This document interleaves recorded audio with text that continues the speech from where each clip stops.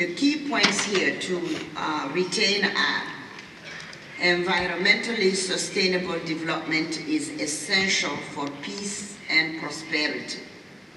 The challenge of achieving environmental sustainable development is compounded by the economic, financial, and social problems besetting the developing countries.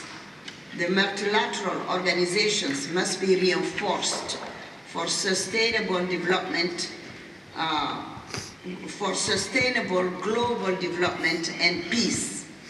Africa must move from raw material exports to high value added industries to address the challenges.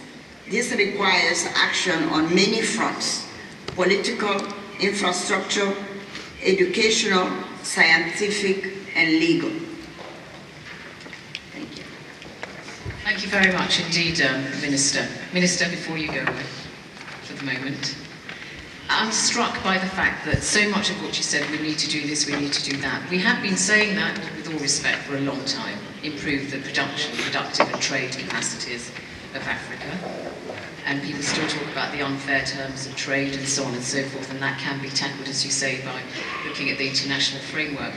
But the question to you is this: when you're looking at it internally, we know about Africa producing the cocoa, Ivory Coast, Ghana, wherever it may be, and then the chocolate being made, high value added in European countries and so on. Just what has been the main obstacle in your view to Africa moving away from that development paradigm? Because it's still the case. What are the obstacles, do you think?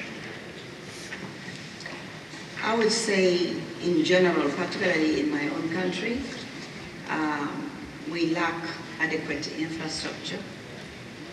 Energy is missing. But still, I think those factors should not be a hindrance to tackling the task of developing the various sectors of the economy. I think that most of our countries are agricultural-based economies.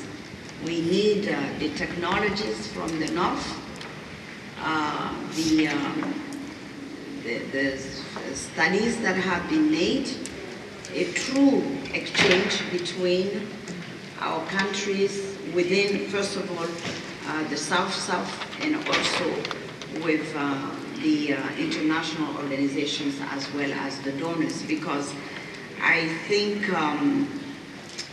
we go to several meetings, international meetings, and quite often donors and international organizations, they come with packaged deals that they are ready to deploy in your own country without consulting you, without sitting with you together to assess your needs. And I think unless you empower the nationals in assessing their needs, knowing exactly what they want, you will never make development sustainable. All right, just very quickly. So you're putting the ball in the court of external players, are you? I'll say yes. You would say yes, because there are those who say to you, look at Africa, many African nations are experiencing quite high rates of economic growth. I don't know, Rwanda, 8.9% for instance, and Angola, obviously big oil producer and so on, and people are saying, look also at the problems within countries and how equitable the distribution is of wealth within countries. Do you think that African leaders, and I count you amongst them, are alive enough to that? To our own share.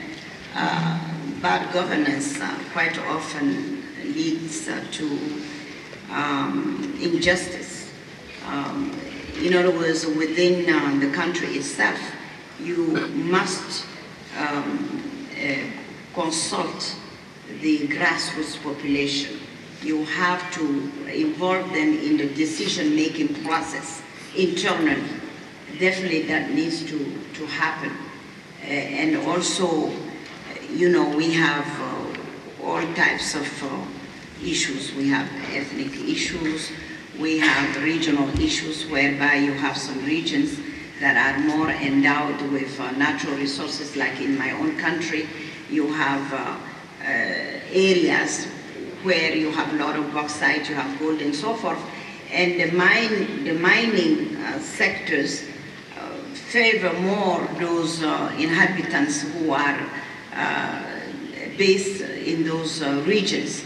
So our role as the government is to make sure that training and technical skills and financial resources are well spread throughout the regions, not only one particular region. Okay, well, they are issues I'm sure that we will come back to. Well, no, that is extremely important, so that in the end it will be completely owned by the African governments. Otherwise, it will be just other resources that we are absorbing. We absorb them, and after the donor leaves, then the project dies. Right. Now, as a very well-experienced African in SMEs, and as an educated African, you have been around the world. You've seen so many of these conferences that happens every year, virtually every day, in different parts of the world. Do you still think it's necessary for Africa to seek this aid outside of Africa as opposed to working within Africa? Well, Africa, like any other country in the world, we all interdependent. The West needs the East, the South, and so forth. We will always need each other. However, what I'm saying, there are certain basic needs that must be provided by the national governments and the private sectors themselves. What we need from the outside is what we did not get, what we don't have, because we do not have sufficient research money to develop high tech. For instance, while the West does have enough resources, they have R&Ds developed, every single country has them. But in Africa, although we have nowadays very talented Africans who have studied either at the national level or outside, they know exactly what should happen, but they do not have the resources. Therefore, what I am proposing is for African countries to really have a strategy, but a structured strategy, not just talking, so that they can cooperate together, they can develop together common programs. For instance, when you look at the infrastructure, like the road infrastructure between countries, it's practically inexistent in West Africa. You know, you have always to fly the plane, and even the flight, sometimes you have to go to Paris before you go to Niger, for instance. So there are common, and I know we have regional organizations such as ECOWAS. They are doing just that. They are helping us build common infrastructure that we all can share and benefit from. Right. So, however, we need this triangular also communication and cooperation with other countries of the world.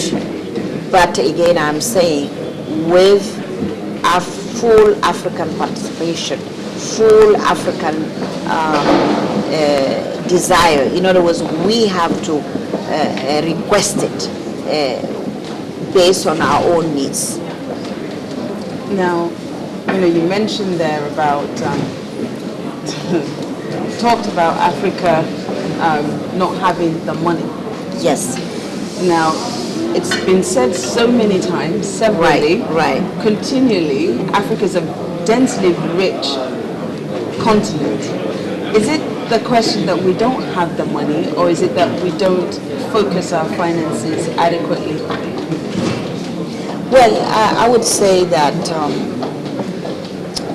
if I take my own country, my own country is very rich in terms of unexploited resources. We have bauxite, we have iron ore, we have one of the highest qualities in the world. We have diamonds and gold and so forth. For the last 50 years, we could have taken advantage of these minerals to really get our